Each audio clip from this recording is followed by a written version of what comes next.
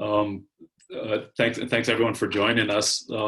It's a new experience, I think, for a lot of us to do this, but it has allowed for us, I think, in our case, to have a very broad participation. It's not always easy for scholars in different places to travel, so it's great to see everyone. We do have 5 papers today. We're going to thus try to keep our presentations to 10 to 12 minutes each. We have the 30 minutes. We are waiting for one of our presenters, but she goes last, so she should be able to join us in time. And we also have Anil Verma as a discussant, so hopefully he'll join us soon. But let's get going. The theme here is comparative perspectives on work and worker organizing and global supply chains in the Americas. I think we've got a great diverse group. We're covering a variety of products in agriculture and retail and garments and so on. We're covering a range of countries, including Mexico, Guatemala, Brazil. So I think it's a nice session for this particular ILERA Americas conference. There's Anil. Good to see him. So I'm listed first in the program, so I will go first. So I'm going to start my own timer to keep my track of my own time. Let me share my screen with you.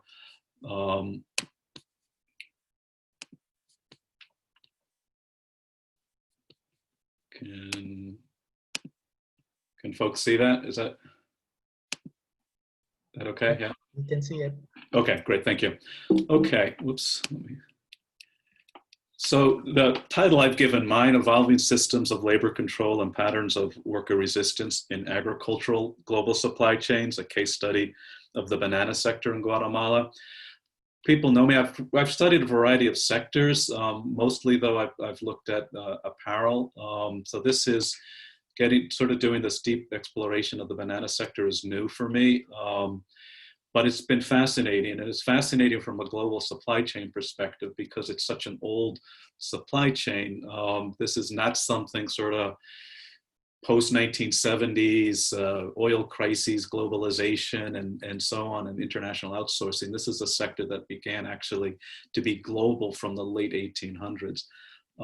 So in the time that I have, let me just give you a little bit of outline of the study. The question I'm asking is what explains these dramatic variations in working conditions in the Guatemalan banana facilities.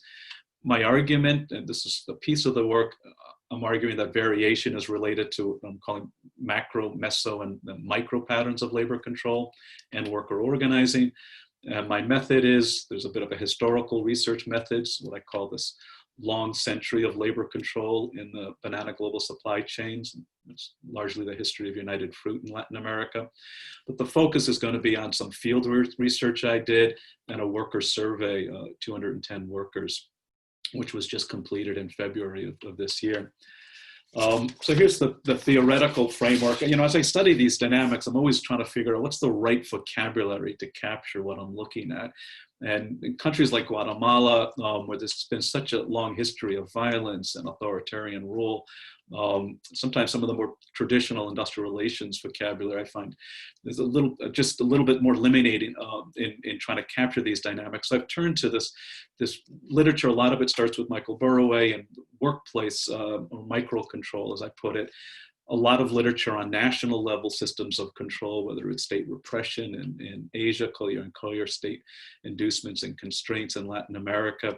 Some of my own recent research on patterns of control, 3 different patterns at the state level in the garment sector.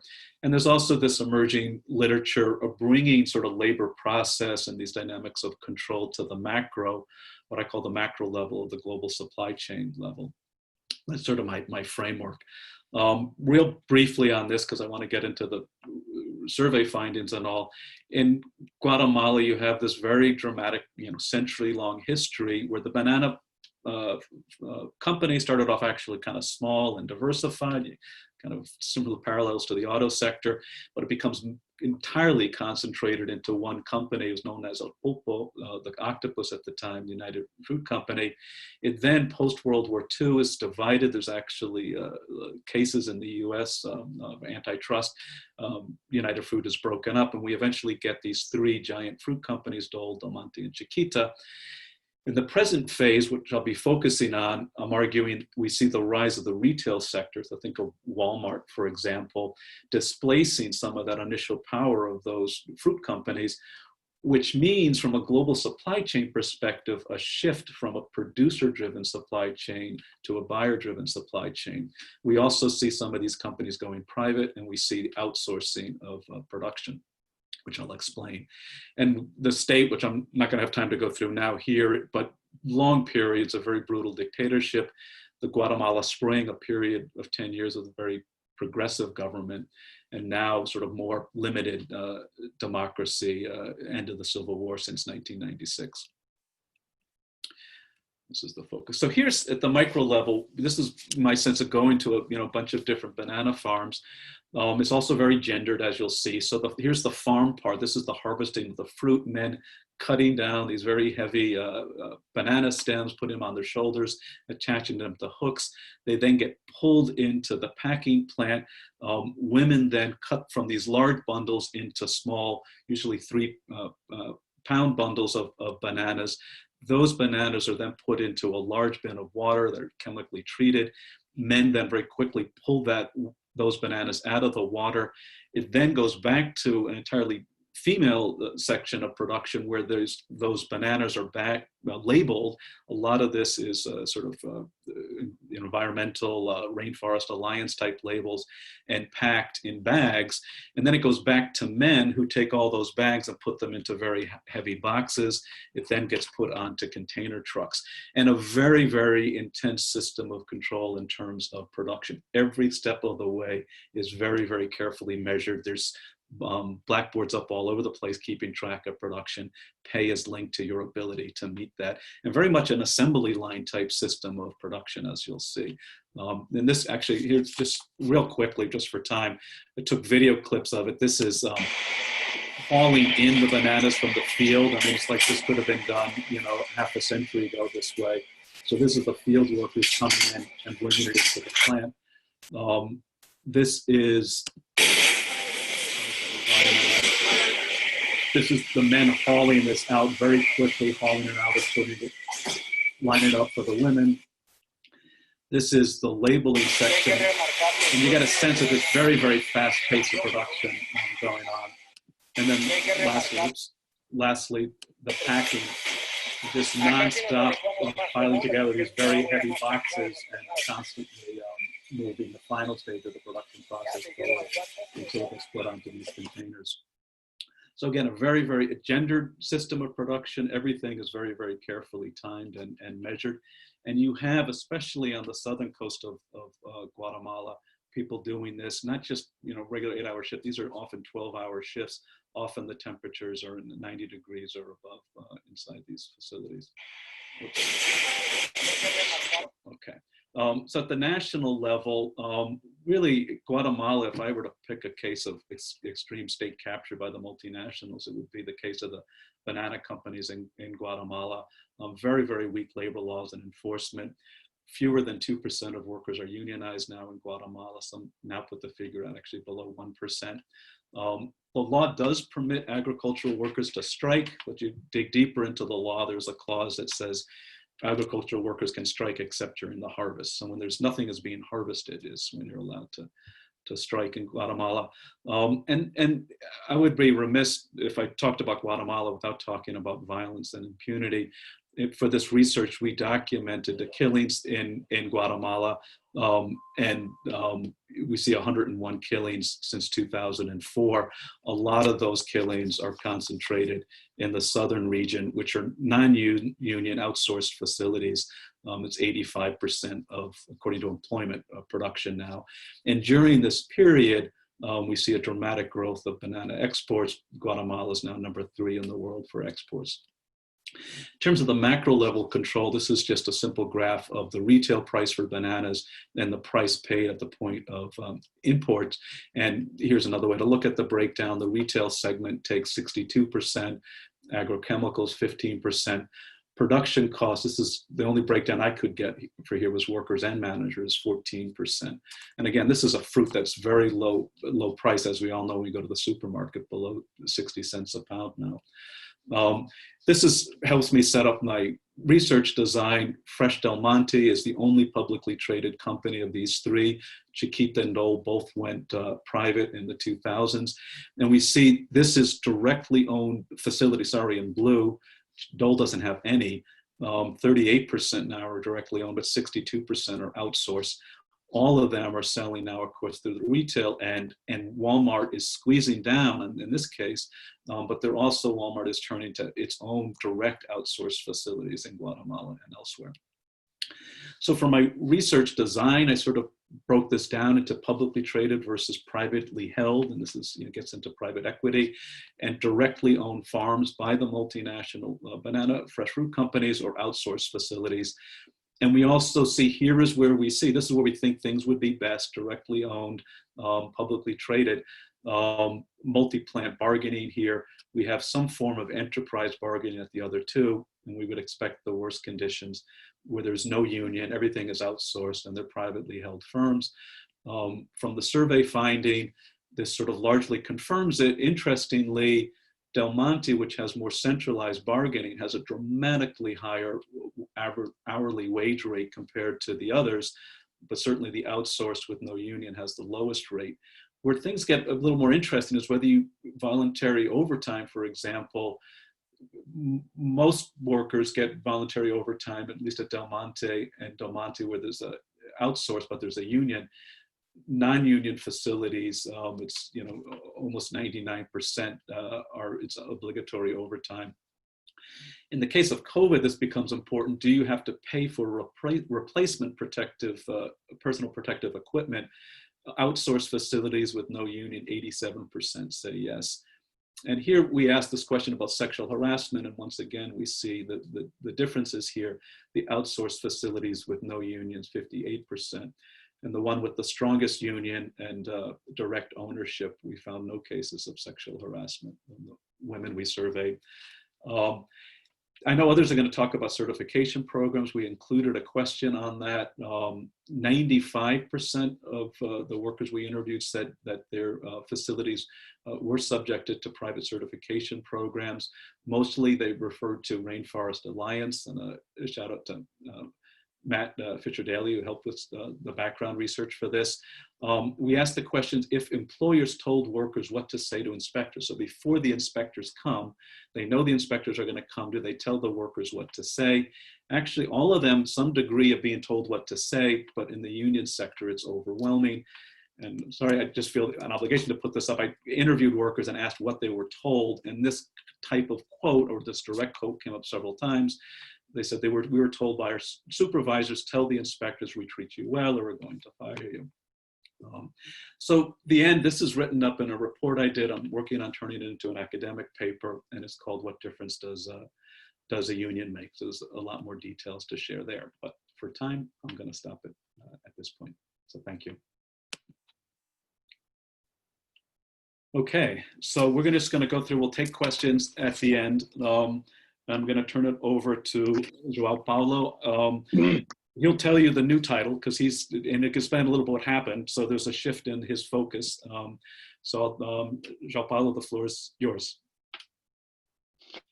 So thank you very much, Mark, for organizing this panel. I'm using the smartphone, so I would do the favor to some, maybe Katiuscia could put the slides, because it's difficult to manage the talk and the slides at the same time from the smartphone.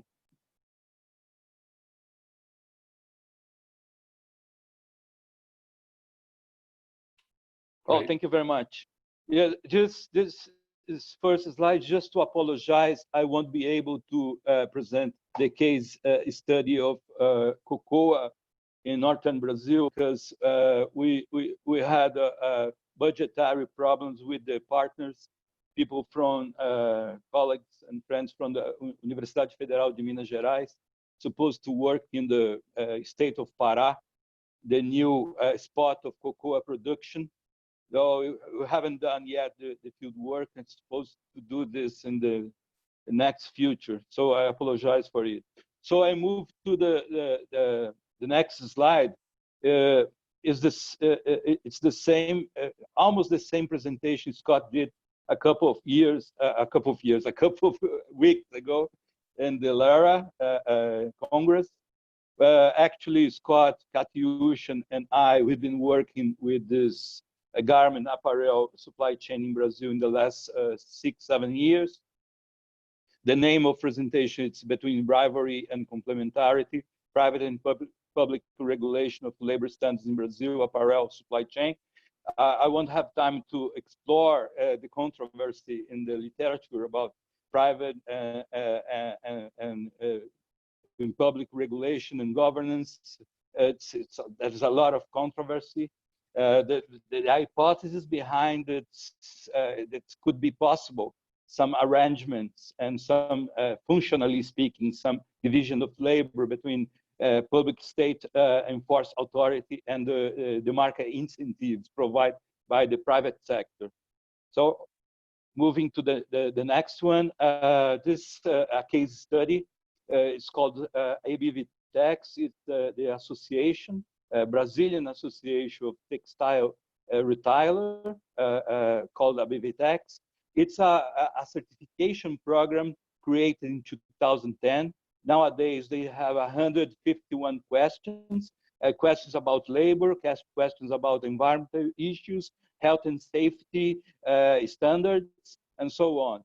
The members are retailers. We are talking about 45, 46 retailers that controls 55% of the retailer revenue in Brazil. It's about 200 billion reais. It's close to the $40 billion a year. So the retailers control 25% of this share, okay? The certification program requires 100% certified supply chains, which means the suppliers must comply with the standards, the code. Suppliers and subcontractors must be certified annually with auditing companies, and suppliers pay the cost, and it's very expensive for the auditing. Okay, next, please. Yes, in terms of methodology, I will explore. This is different from the Scott presentation. We explore some results from the survey applied to the suppliers. Okay, we got 116 answers of suppliers with this partnership with Columbia, SIPA, University, with USP. We invited ABVTEX to be part of this. So ABVTEX sent the survey to the suppliers, to the auditors, and to the retailers. I will just explore some questions considering the suppliers, okay? It is a benchmark exercise because in the future you have to compare the case study with other cases of institutional arrangements to improve labor conditions at SA8000, CDEX, FLA. You know very well about this. We use the documented statistics, press coverage. Okay, next one. The first, thank you. The first characteristics of ABVTEX certification program, it's completely defensive because actually it's an answer of the increase of state enforced capacity during the two periods mandates of President Lula from 2003 to 2010. You see the peak of rescues of forced labor victims in Brazil. It's all together, rural and urban, but in the case of garment and apparel industry, it's the most important source of violations in urban metropolitan areas, okay? So you have the peak of rescues, which means ABVTEX, it's a business-driven approach of this increased capacity of enforcement authority.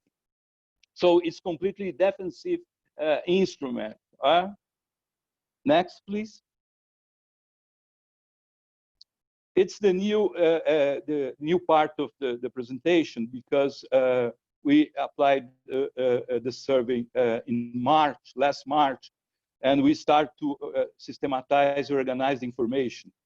The first interesting thing to consider is that over 40% of the suppliers have got a gross revenue from 36,000 reais to 306,000 million reais.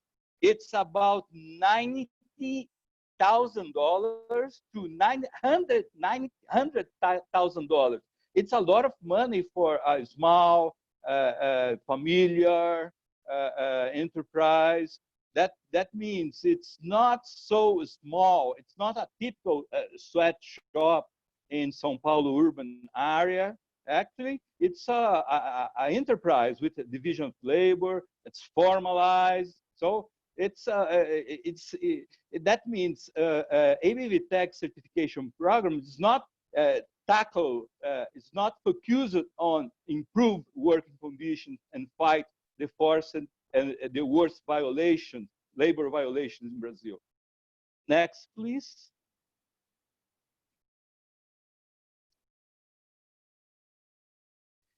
Yes, that's the other question. How many subcontractors does your production chain have? This is a tricky question, because most of suppliers said, no subcontractors. But it doesn't match very well with another question when you ask if they outsource. Mostly suppliers said, yes, we outsource. My hypothesis is because in Portuguese, outsource, which means terceirizar, sounds good, sounds legal, sounds something formalized. At the same time, when you say you hire subcontractors, which means workers or smaller enterprise companies that's supposed to supply some part of the clothes, that it doesn't sound very well, because se você subcontrata, yeah, it sounds bad, yeah. So there's a tricky question in both answers. The next, please. You see the size of the company supply of the suppliers. 44% is between 20 and almost 100 employees. It's not a typical sweatshop with the family members working together in the very vulnerable conditions. It's much more than that. It's the size says a lot of this profile of suppliers. Next, please. Yeah, and the definitive characteristics, because when you ask in relation to ABVTEX program, how did your company join? You see there's an imposition of the retailer, because you have to comply with the standards, with the code of the certification program, because it's a requirement of the retailer in the last resort. It's a requirement of the customer, yeah? So it's not a case of voluntary compliance, and you see a lot of examples of different sort of institutional arrangements to provide environmental issues and different sort of certification for management. So this is actually an imposition of the program. And the last slide is just some preliminary conclusions. We are working with this. ABVTEX certification program is very defensive. There is a lack of market incentives, yeah, because this mandatory compliance in the hierarchy, it's the definitive characteristics.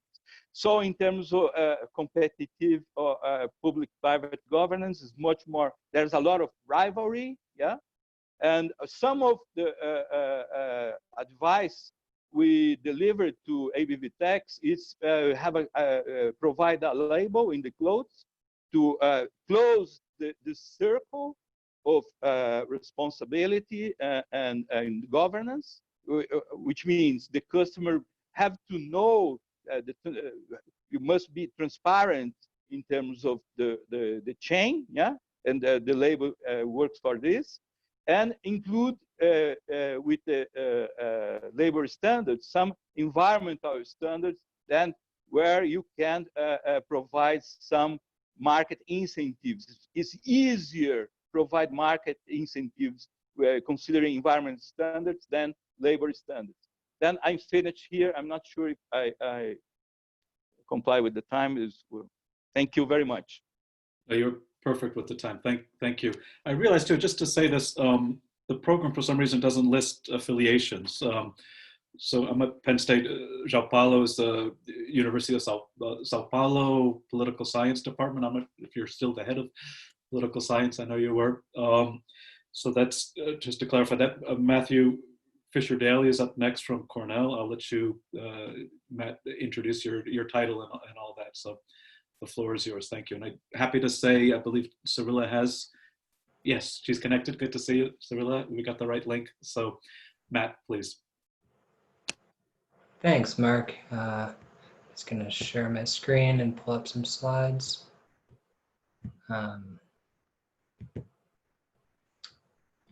So yeah, today, and thank you, Mark, for organizing this panel as well.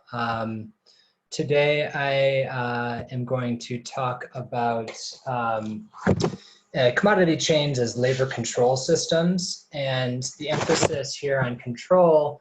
For one, there are some parallels to what Mark was talking about in the banana sector. But the intervention is really into the debate over the socioeconomic impacts of what are variously called global commodity chains, global value chains, global value networks, and global supply chains. And the evidence to support this argument is from a case study of the labor regime in strawberry production in the San Quintin Valley, which is located in Baja California, Mexico. So the San Quintin Valley is a key production node in the North American strawberry industry. Strawberry production increased 195% since 2000, supporting a doubling of US per capita consumption over this time period of strawberries.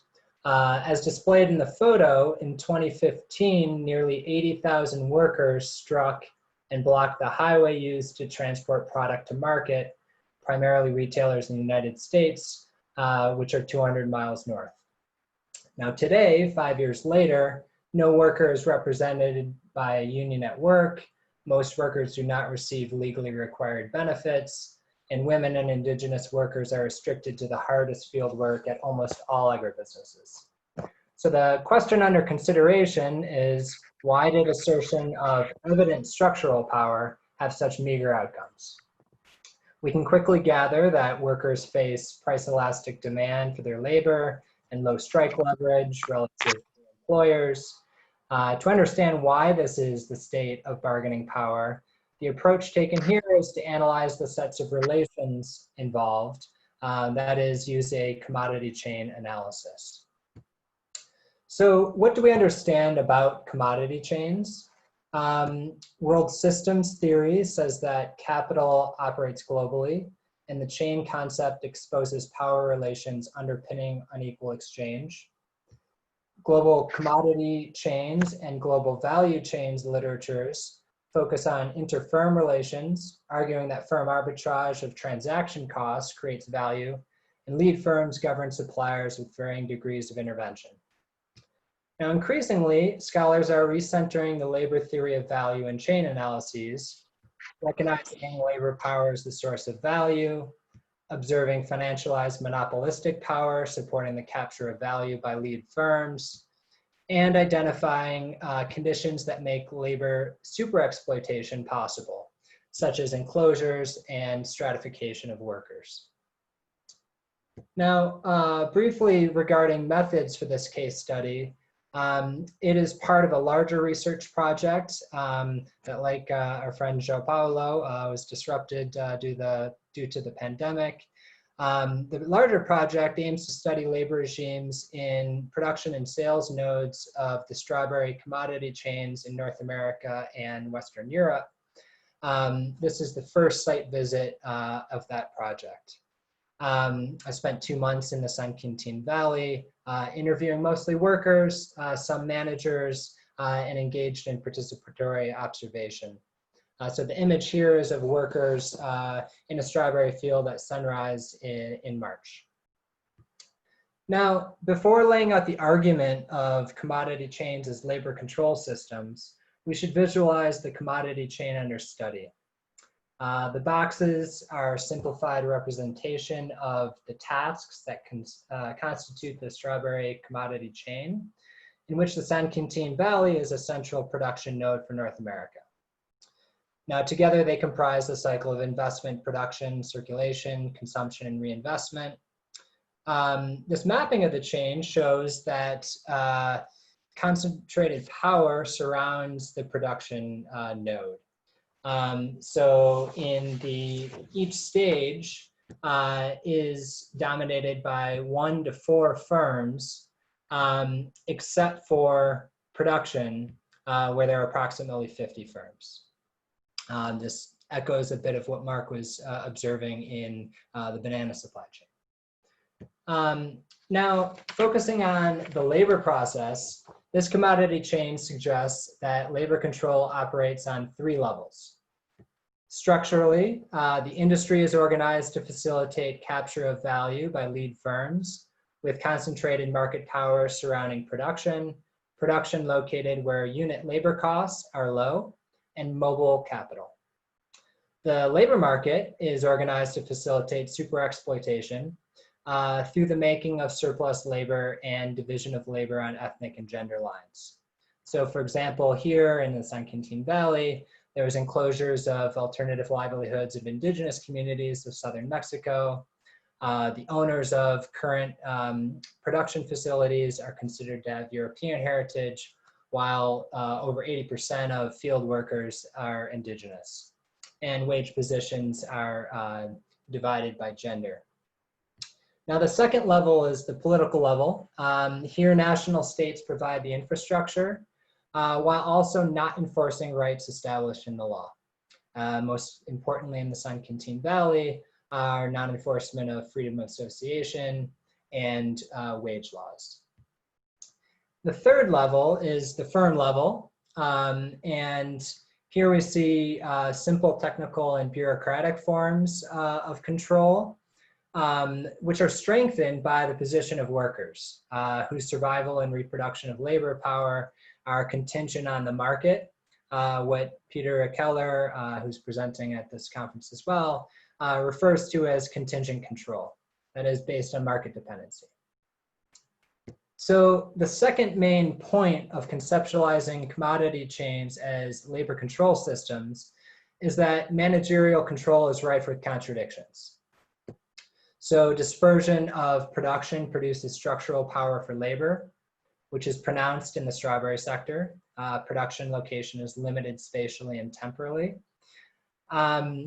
Gender and race-based hierarchies are serving, in this case, as what Kimberly Crenshaw referred to as potential coalitions. So for example, organizing for the 2015 strike was based on indigenous identities. Since women's experience of discrimination at work, as well as in the labor and social movements, has led to women's collectives, which are actively organizing at the workplace and in communities. And also, the state's role in protecting capital, but not protecting labor, has fueled demands toward the state. In this case, for essential infrastructure primarily. And finally, firm control contrasts very starkly with claims made by the firms of being conscientious employers. So workers are told that certifications benefit them, and yet they view them as, one worker put it, makeup.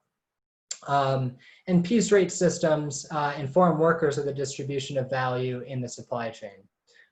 So they receive less than $1 per box and are well aware that those boxes retail on average for $32. Now, for labor, the implication is that workers have a strategy that mirrors that of lead firms in the commodity chain. They receive less than there are clearly multiple levels on which labor needs to engage, not the least of which are the operation of patriarchy and racism within communities. But here I'm going to point out some of the potential structural power that may be built in the North American strawberry commodity chain. So the point is that the more workers control access to labor power throughout the chain, the more they can influence distribution of value. This sounds like an extremely tall order, but put into perspective, there are effectively 5 production locations in North America, and there are effectively 4 sales firms that set the market standards in the United States. Meanwhile, workers are organizing in all these locations. In production in all 5 locations, there are workers' organizations that are either unionized or non-union worker organizing models like the Coalition of Immokalee Workers. And in retail, workers are organizing at the 4 largest retailers, notably with Walmart at the top, also being virulently anti-union. So there's a lot of work to be done there for labor. And I'll just close by saying that this is a theory in development. As mentioned, the broader research project is to compare cases across different contexts, all part of the strawberry industry. You might ask, why strawberry? Well, currently it's central to global growth in fruit commodity chains, and its production is the site of a lot of labor contestation. So the case I mentioned here had the strike in 2015. A very different outcome occurred in Washington State in the United States, where a 2013 strike led to the recognition of a union and a collective bargaining process that is now in its 2nd contract there. And then again, a third case that is experiencing very different dynamic, and that is in Huelva, Spain, where there is a union, but thus far the collective action is based around lawsuits. And these 3 countries, Mexico, the United States, and Spain, are the 3 largest exporters of strawberries. And meanwhile, in retail, as some have mentioned throughout this conference, there's been a lot of action, not only by unionized retailers, collective bargaining around the terms and conditions of work during the pandemic, but also an uptick in pressure on non-unionized firms, particularly Walmart and Amazon. So I'll close there and look forward to the discussion. Thank you. Great job, Matt. Thank you. So next up, we have Katiuscia Galhera. Again, it's not listed in the program. She is zooming in from Brazil, the Federal University of Grande, Dourados. I'll let her present her topic. So Kachi, the floor is yours. I should add, as she's pulling it up there, she was also a visiting scholar with us at Penn State, which we're very pleased about. Thank you, Mark. I want to thank you all. Thank you, Mark, especially for organizing this panel and also for facilitating our participation as, let's say, precarious workers from the Global South. And yeah, now I'm a visiting professor at that university, and I will be working with Guarani Kaiowá, which is specific indigenous people here at the region. But this presentation is about Walmart in Brazil, specifically the 23 years that the company have been in Brazil. And this is like 7 years old research so far with João Paulo Veiga and Scott Martin. João just presented his presentation. He's from São Paulo University, and Scott Martins from University of Columbia. The history of Walmart in Brazil is that it's kind of the history of Walmart in the US, but not so much. Let's say that Walmart kind of adjusts his business behavior in Brazil, but not so much. What does that mean? It means that at first the company adjusts his conducts, like talking with unions, etc. But by the long term, in the long run, the company has the same policy as it has in the United States. So it kinds of dialogues with some other researchers, for example, Chile and Mexico, that showed that the company adjusted in the beginning of his history in the country, but then the Walmart culture, let's say, predominates in the company behavior. So Walmart is not Walmart in Brazil anymore. In 2018, the company sold his operations to a private equity firm called Advent after 23 years of operations in Brazil.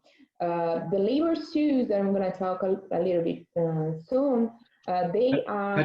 Actually, sorry, I'm not fully seeing your PowerPoint slides. I'm not sure if you have to do one more click or start PowerPoint or something. We're getting a black screen actually. You have to select the right screen. Yeah. Yeah, I did. You just did it with João's slide so well. So it's, yeah. Just make sure when you go in, you pick, yeah. Okay, can you see it now? It's saying starting, but we're getting a black screen right now. It's starting, but hasn't completed. You may have to click on the specific window again. Yeah, or maybe unshare the screen and share again. Sometimes it gets locked in. Okay, just new share in my presentation now. And now I'm sharing. Let's see if it works out. Does it work out? No, it's not working.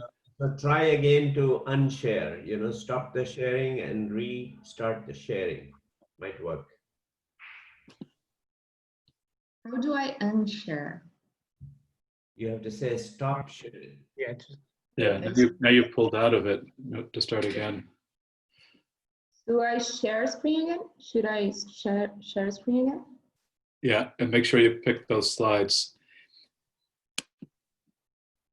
You can catch it too if you still have trouble. I'm going to go back to my email. I could try to find your slides that way, and I could share them as you talk.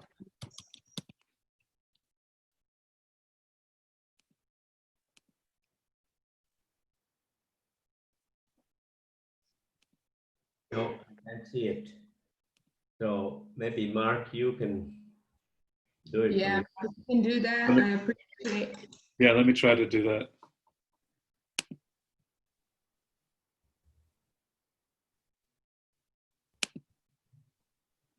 It did work earlier when you were... Is this it?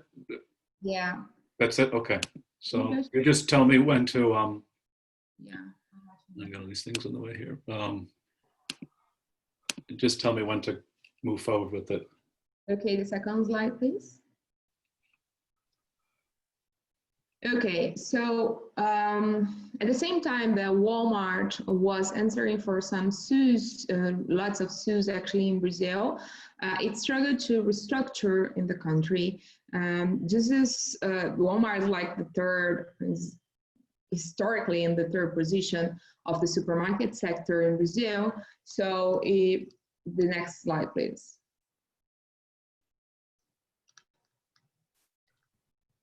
Previous one. Okay, that's it. The one.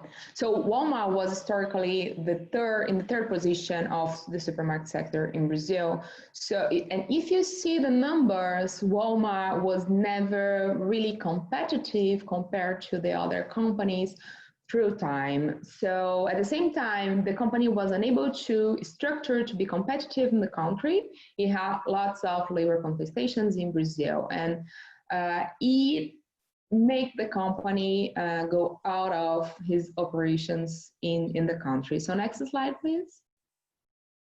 So I'm going to make a brief description of the labor contestation issue in Brazil, and then a brief analysis of it.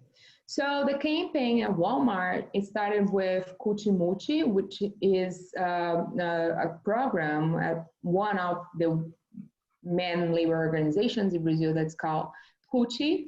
In 2008, the network at Walmart and Carrefour started.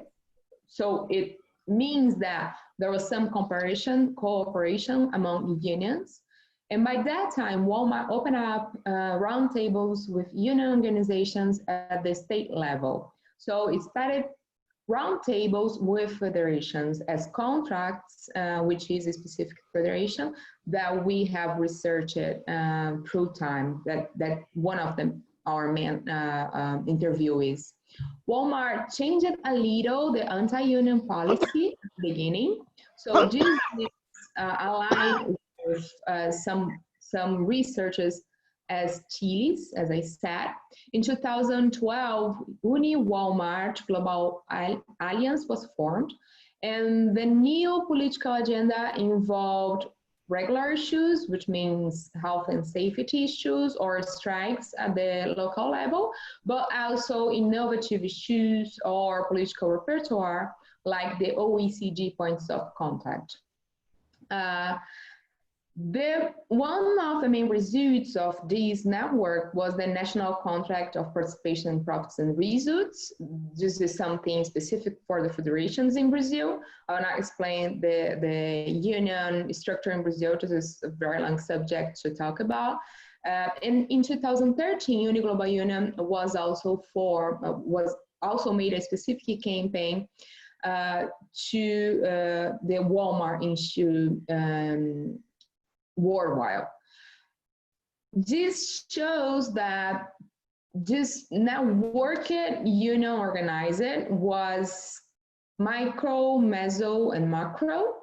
So this informs some kind of multi-scalar perspective or theory for labor unions in Brazil in Walmart.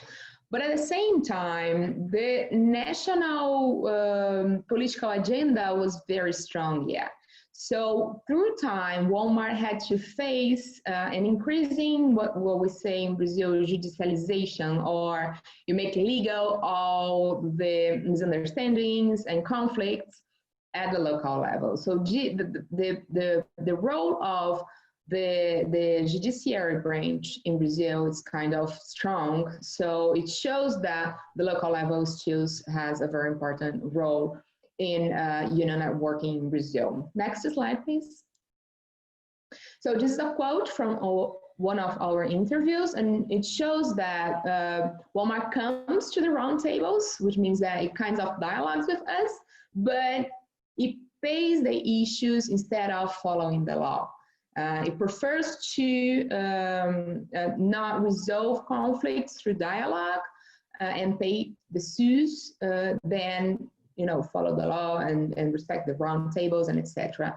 So through time, the result of that is that Walmart had a very strong sue bill to pay, and it had let's say a mark on the final revenues of the company, and this was one of the main reasons why Walmart left Brazil. So next slide, please. So about the analysis, it shows that there are impacts of shifts in formal legal regulations and government labor policy.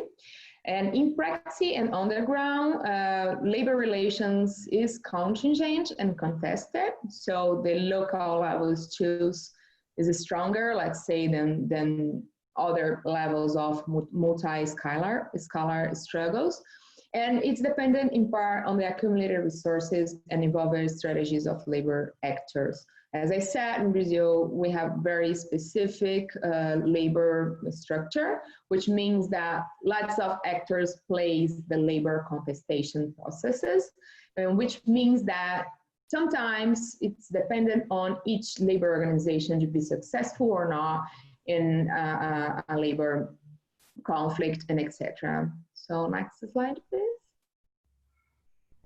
So the conclusion of that chapter, it's the last chapter of our book that's going to be published by Paulo, is that it goes beyond just that we have analyzed it here.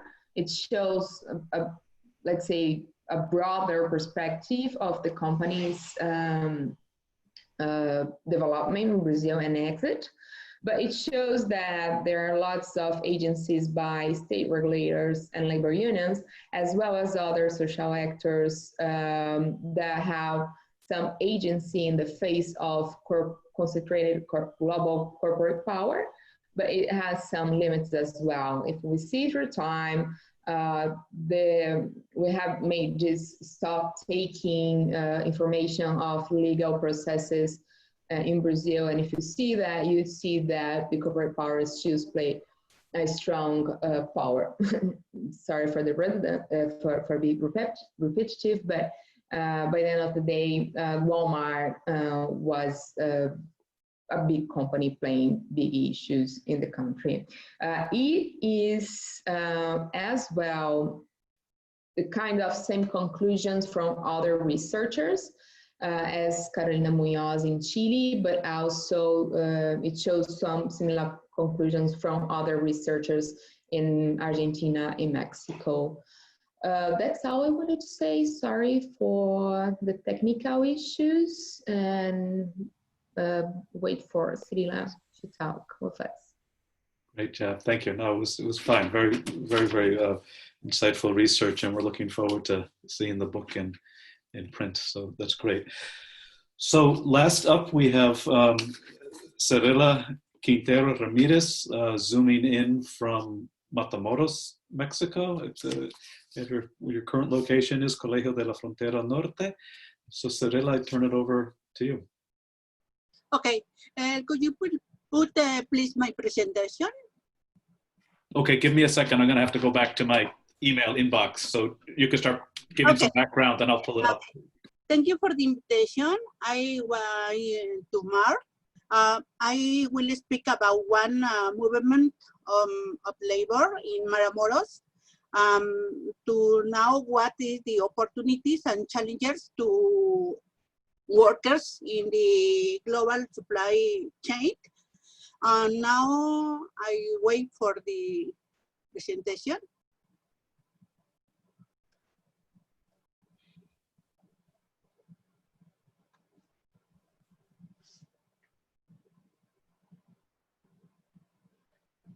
Almost there, almost there. No, where it is. I think I got it now. That's the right one? That's yes. It? Okay. The next, please. Well, I have four objectives. First, analyze to the case of the labor movement in Matamoros, and second, emphasize the importance of the mobilizations in workers. And in my opinion, the mobilization of the workers is very important to change the labor in this sea. Third, mention some opportunities and challenges in the global supply chain, and finally, some preliminary conclusions. Second, please, next. Well, please, one context. Mexico had different changes in the last time. The most important was the ratification of the 98 Convention about the freedom in unions and also the collective bargain. And also, you know, we are signing the new free trade in this moment, and also we have a new president, and López Obrador. And finally, I was speaking about one city when a high united, I have very important unions in this city. Second, next please. Well, in this city, we have the most important activity is the maquiladora. especially in auto parts, is very important. Also in this city, is very important the union. The labor relation in Matamoros is the most important, as all is the labor is with union. And the other point is in this city is very important CTM. But one kind, the CTM different of the CTM, the official union, because this union is more participative in the inside of the company. This union in this moment has almost 40,000 members. It is very important. Next, please. Well, Matamoros is in the northeast. Is close to the Brownsville in Texas, and the below is one photo about the maquiladores in Matamoros. Is different to the Tijuana or Ciudad Juárez. Ciudad Juárez are more biggest company, but here is this company is the size is medium and small. The next, please. Well, what about the labor movement? Maybe you read in the newspaper about this movement. This movement was in January 2019. Has two demands, two important demands. One was one increase in the wage. This wage was for 20 plus more. And also when they was asking for one bonus of the 3,000 pesos for each worker. This is very important. And in this point is the different almost 40,000 workers were to the strike to ask it to this demand, and the company needs to pay, because you know in the global in this chain you can't to stop and then pay these demands. Next, please. This was one photo about the movement in the Matamoros. Was very incredible because all the principal square in Matamoros was occupied for the workers. Next, please. Well, behind all the work now about these points, about the high wage, also about the bonus, but behind this movement was to organize one independent union. This was on point a little now, but this is very important. This movement was headed for the Susana Prieto, now in the case, and she was working with 3,000 or 5,000 workers in one movement to conform a new union, different to the official union. Next, please. This is one photo about the movement to organize to this new union. Was very, very important. You see how was one reject to the charros, and they are looking for a new expression in the union. Next, please. And you in the photo, you can see to Susana Prieto. Susana Prieto is one labor activist, very important. And this movement was now to 2032, as it's very, very important. And in this moment, including is returning to the discussion. Next, please. Well, what is in this movement? You can see different strategies to find for this union. They have different public meetings, rallies, and also the most important, in my opinion, Susana was one glue to integrate to the workers. This was very important, and also this movement has the links with the national union. The independent unions also was very important. Is the most incredible. In 5 unions, the 2019 were registered the new union. This is very important because was the one of the first independent unions with López Obrador, and also with the new labor code, because Mexico in the 1st May until 19 has a new code. In this code, it's very important the freedom to organize it. And also this union is very, very important because now need to look for members to look also for the representation inside of the different maquiladoras. The next, please. Finally, the new union was looking new members and found 30 maquiladoras to present them inside to present the demand for the representation in these maquiladoras. This is very important. But what was the point? The labor board was very slow in go ahead to this process. Now we have almost 1 year and we don't have any assembly to look for the representation. The most worrisome is that in the 8th June, Susana Prieto was to hate because for one problem, a small problem, but it is one moment to stop to Susana Prieto and also to workers. To the next, please. This is one photo about how the union was looking for the members to support the petition to change the union. Next, please. Well, how about the opportunity challenges in this moment? I guess the labor movement Matamoros showed 2 stages. One is about the increase in the wage and the payment of the bonus. This is important. In this point was very important the role of Matamoros or the Matamoros are supplied inside on the GSB, especially inside of the automobile companies. Was impossible to stop.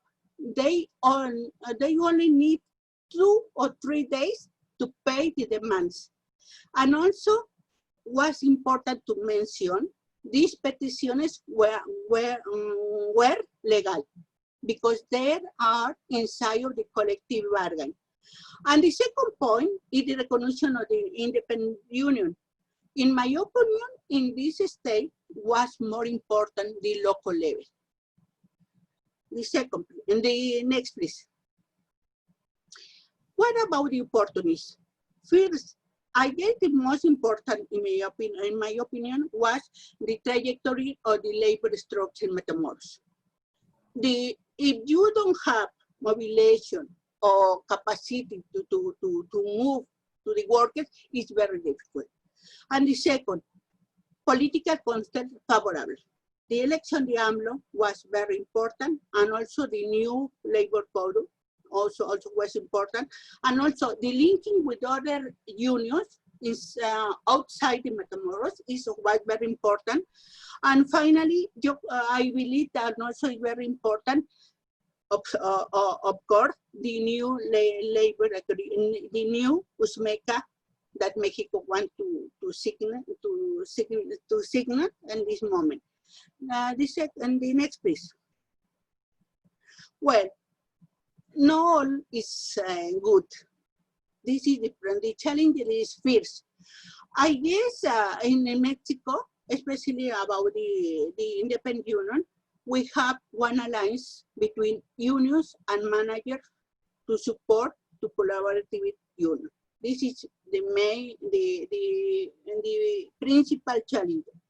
The other point is that also the government, especially in the state, support to the companies. The most important to Mexican government, to state government, is to have maquiladoras with employed. It's no matter about what condition. And the other point is the continuous of the traditional manager.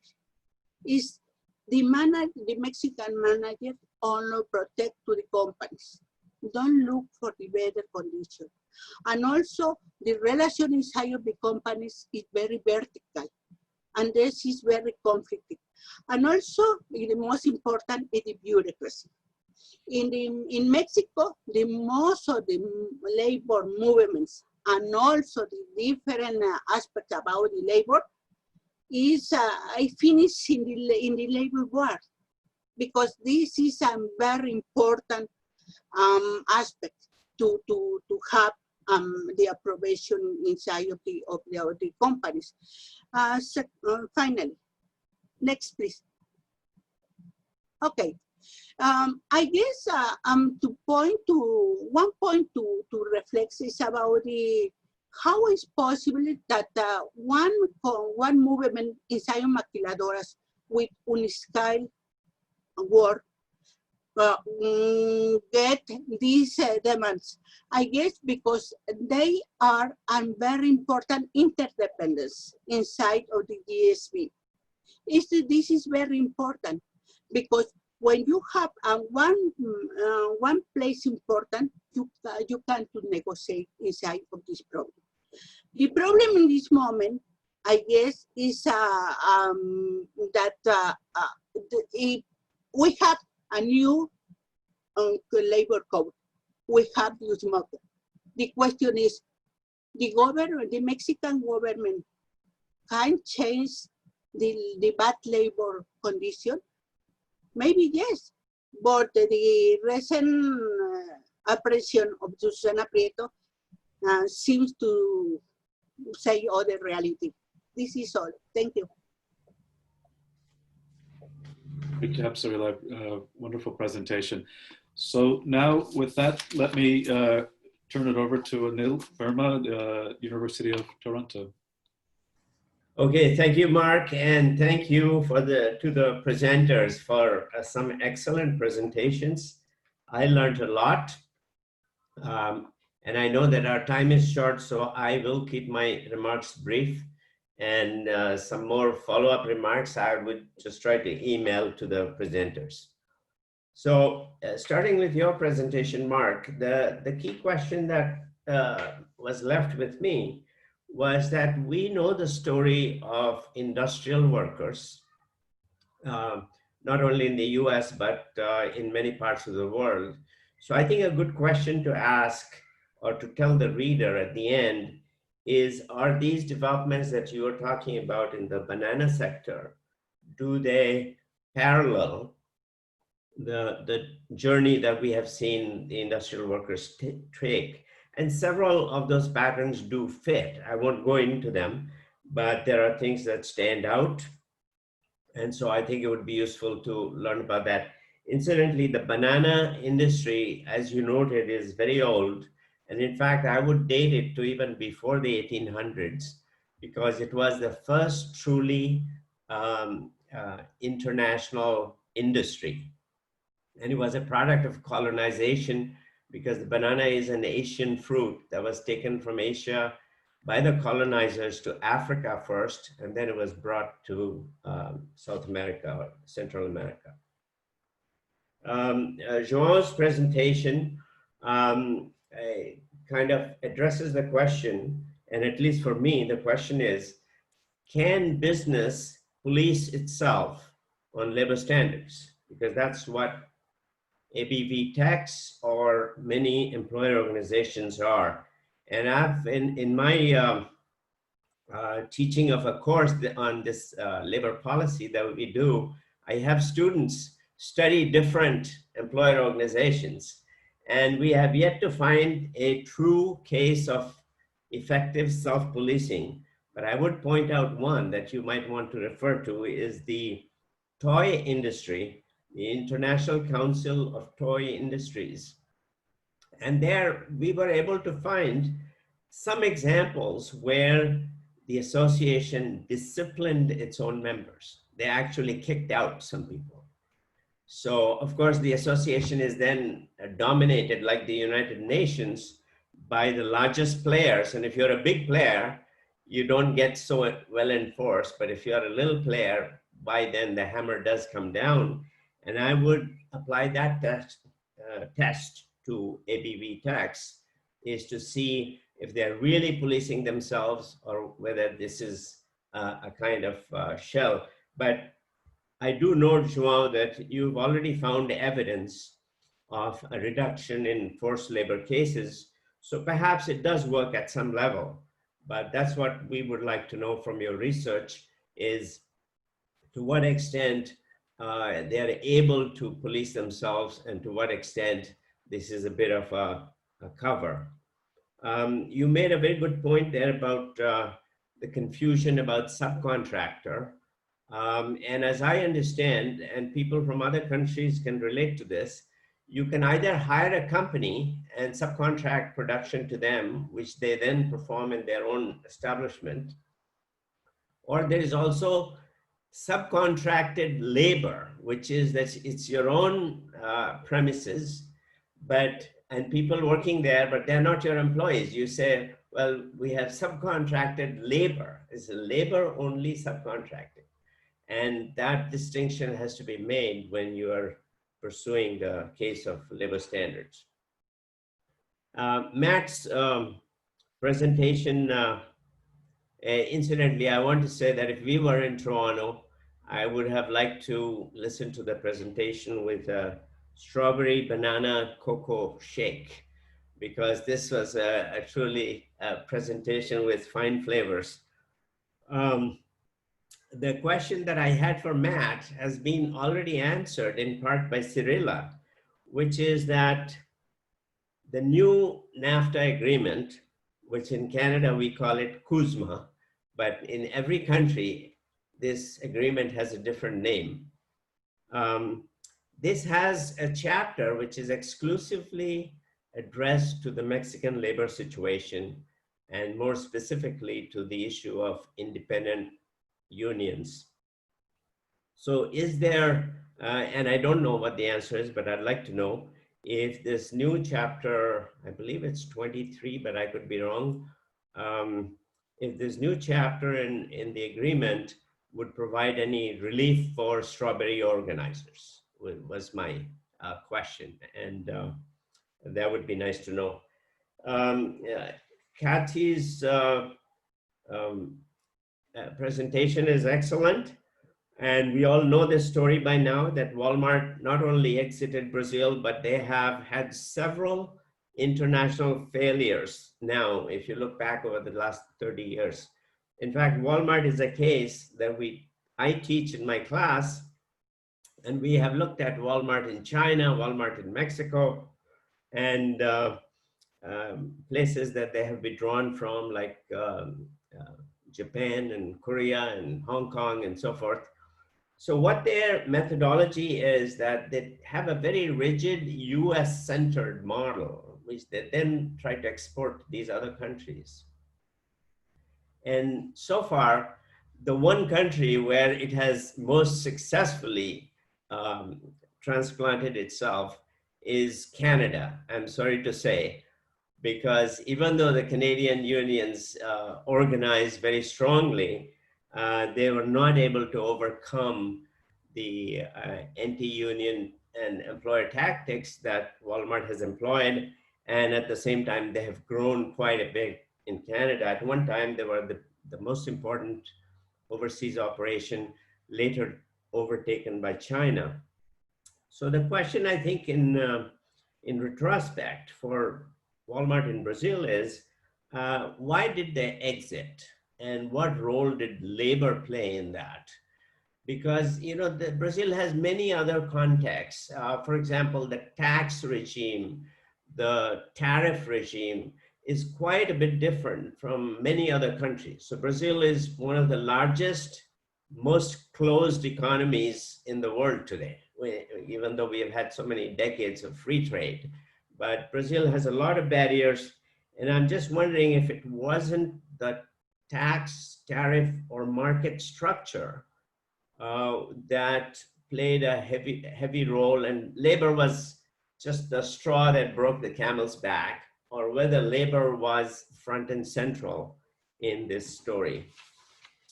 And lastly, let me just say, Cyril, it was absolute pleasure to hear the story that you told us, because I think after 25 years and many failed experiments, this may just be Mexico's moment, a watershed moment for transformation of its labor relations, because a number of factors have combined to produce those conditions, but the fight is not over, because there is the pandemic, there is the larger question of world economy going into recession expected next year, and very slow recovery. So whether a strong labor movement can form under adverse market conditions would be a challenge, but at least some of the pieces are in place. And so your case study is very, very, very important in documenting this development. So that's all. Thank you. Absolutely fantastic. Very helpful and insightful reflections and questions. So why don't we do this? We have just under 15 minutes. Maybe let's go in reverse order now and get some responses in the time we have. So let me turn it over to you. Any responses or reflections, anything you want to add?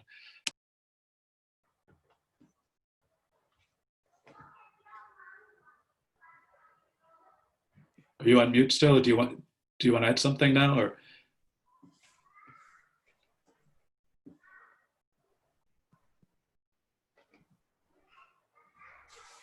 Can you hear me? Can others hear me? Am I okay? Yeah, I can. Okay, let me, Katiuscia, why don't you pick it up? I'm going to see maybe through chat if I can get a message to Cyril. Cyril, can you hear us? Okay. Yeah. Okay. Okay, please go ahead. Yeah. ¿I begin? Está bien. Okay. Good. Okay. Thank you for the comments. I'm sorry for me by English, but I guess the experience of the Matamoros is very interesting. Not only for the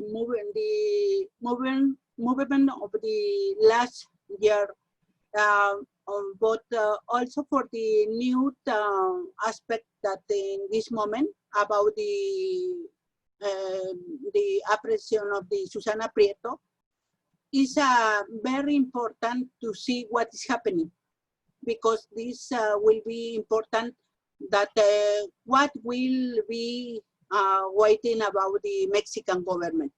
In this moment, it's difficult because we had one contradiction between the federal government, the López Obrador, with the state government. Is the one, the PAM, is a very conservative governor, and also with the, is very protective of the companies. And then the point is, what is more important? The companies to carry out with the labor rights. This is the point. In this moment, in Matamoros, it's important to see what is happening. This is all. Thank you. Thank you. Very helpful. Katiuscia.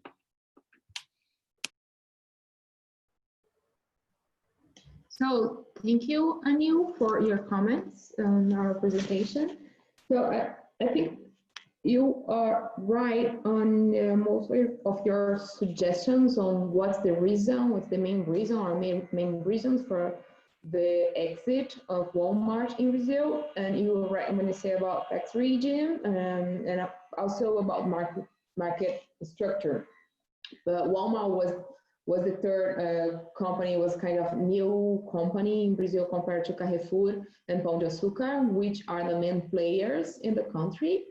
But on the labor issue side, and this is like, this issue plays a very strong role in the exit of Walmart in Brazil, is the labor suits. They got very, let's say, heavy in the company's overall balance at the end.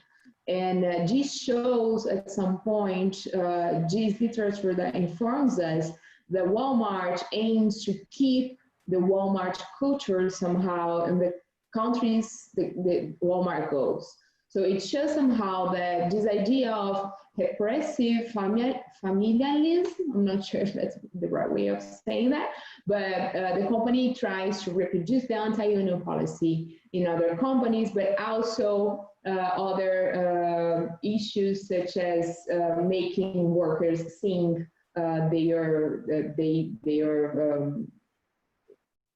like, you know, we are Walmart and stuff like that, which is a very complicated issue of moral harassment in Brazil if that keeps happening. So this was a big turning point in Walmart's overall balance in the country and on the labor side, and this was one of the main complicators for the company's exit in Brazil was the attention of reproduction of the Walmart culture or anti-union policy from the United States to Latin America in general and Brazil, particularly in our study.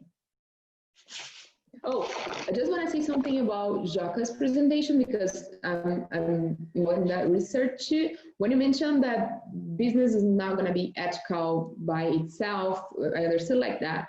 A very specific and strong methodology of ABVTEX is the cut and run strategy. So the ABVTEX just cuts the sweatshops that do not, or the small firms or any suppliers that do not comply with their guidelines. So instead of trying to improve labor conditions over the chains, it just cuts the suppliers, and this is like in the literature, as you know, this is a very complicated thing to do with super unethical thing, let's say, and this is a very common issue at ABVTEX, and this is one of the main reasons why the company is successfully not having slave labor or not decent work in their chain. That's all. Thank you. Great, thanks, Katiuscia. Very helpful. Matt, over to you. Sure. Thanks, everyone, for great presentations. Anil, great question. The trade and investment treaty between the U.S., Canada, and Mexico, CUMCA, as you referred to it, I like that. It's clearly had a major role. You know, a lot of the reforms that have exacerbated charro or protectionist unions that both Cirilla and I mentioned in Mexico really grew out of reforms in Mexico that predated NAFTA, so in the 80s, as did other policies that really structured a lot of the industries, both manufacturing and agriculture, to be export dependent. And you know, that led to 4 million plus people being all of a sudden wage dependent, among other major social changes, disruptions in the country. Now, you're absolutely right, the new agreement, which is going into effect next month, has had some significant language and changes. The most significant change is that it actually moved labor standards into the treaty itself instead of being a side chapter. Under the old regime, under NAFTA, there were complaints made about freedom of association, and there were no successful outcomes from those complaints. There was tracking of that complaint system, and there were no successful outcomes. So there is some hope that moving the labor standards into the agreement is a significant opportunity for labor to defend freedom of association. The other pieces are that there's a commission, interagency commission formed in Mexico among Mexican government agencies that is provided the mandate to oversee the reform process. And there's also a tribunal, international labor lawyers that are being invited to impanel this tribunal that will oversee complaints about the labor standards in the new treaty. That said, all international mechanisms require significant organizing on the ground. So I think it's sort of a multi-level response, that there's definitely more opportunity under the new treaty than the old one. But it depends a lot on the dynamics that both Cyrilla and I were mentioning about organizing on the ground. Because indeed, in agriculture, I didn't get into it much, but the challenge of pushing out protectionist unions is a huge impediment to collective bargaining in that sector as well. So thanks. Thanks, Matt. João Paulo.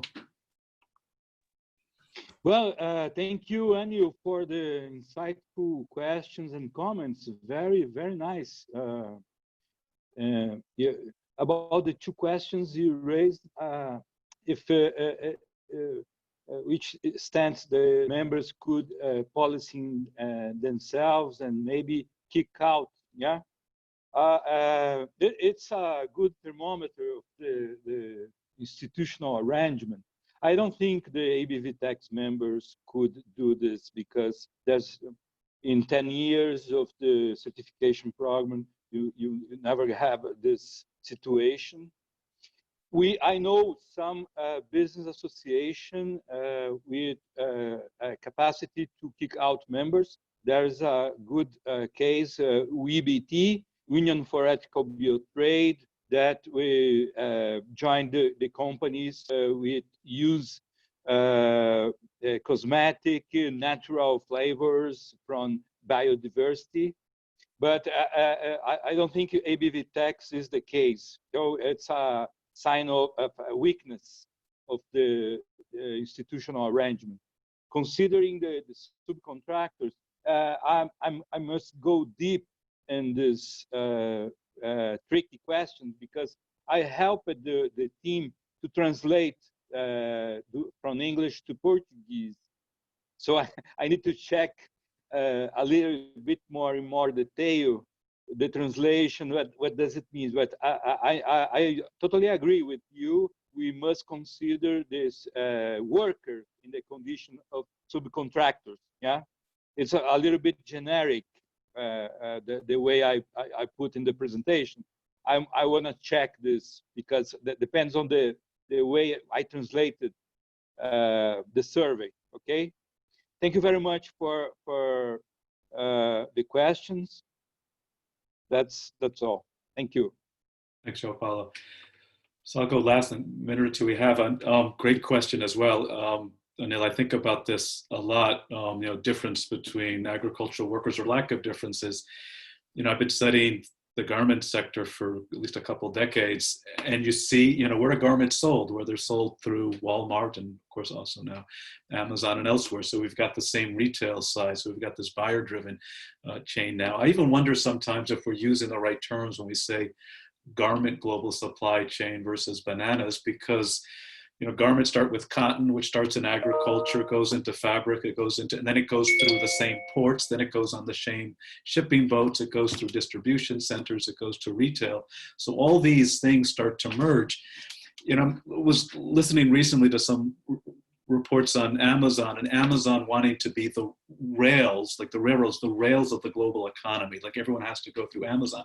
And I'm reading these old studies on United Fruit in Guatemala, including bitter fruit and all these classic reports, when United Fruit was the actual rails, right, bringing all the products from Guatemala and Costa Rica to the ports. They own the railroads, they own the ports. So there's a lot in common there on how the supply chains work. Now, of course, a few things about agriculture. You have a perishable product. In theory, in some ways, there might be more leverage there. We know grape workers, pickers in Chile striking when the fruit needed to be packed up, and it's over 90 degrees. So there's a potential for leverage, but there's also a heck of a lot of labor control, as we saw in the presentation. The interesting thing about banana production is you look back, and I really like the fact you could look back so long. And you're absolutely right; it goes back to the colonial period. Pre-World War II, Guatemala, they would cut those long stalks of bananas, put them by the roadside. They would be gathered and go straight to the port. So it was agriculture. These were farms. And we still sometimes don't have the right terms. I try to use the term facilities. So it gets right from the farm into those packing houses, and they're moving assembly lines. And it seems a heck of a lot, the pace of production, people sweating the heat, the quotas, the chalkboards, it feels a heck of a lot like garment factories I've been in. So there's probably in some ways more similarities than differences. And it is telling at the end of the day, they're all going through these same bottlenecks, so the Walmarts or other such companies. So. Yeah, those short videos you shared were excellent, Mark. I have gone to some food processing plants where they are drying, desiccating food and packaging and so on. The agro industry, once you leave the farm, you essentially enter a little factory because it's industrial scale production. So you have the factory now that you didn't have 100 years ago. Yeah. Then it goes to the market.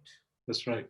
That's right. Just to say, I had this impression. I was in Chile looking at the salmon industry, and they've got the fish farming. They're just hauling the salmon up, and right there next to the water is a plant, and they're cutting, slicing, filleting it, putting in packages, and so on.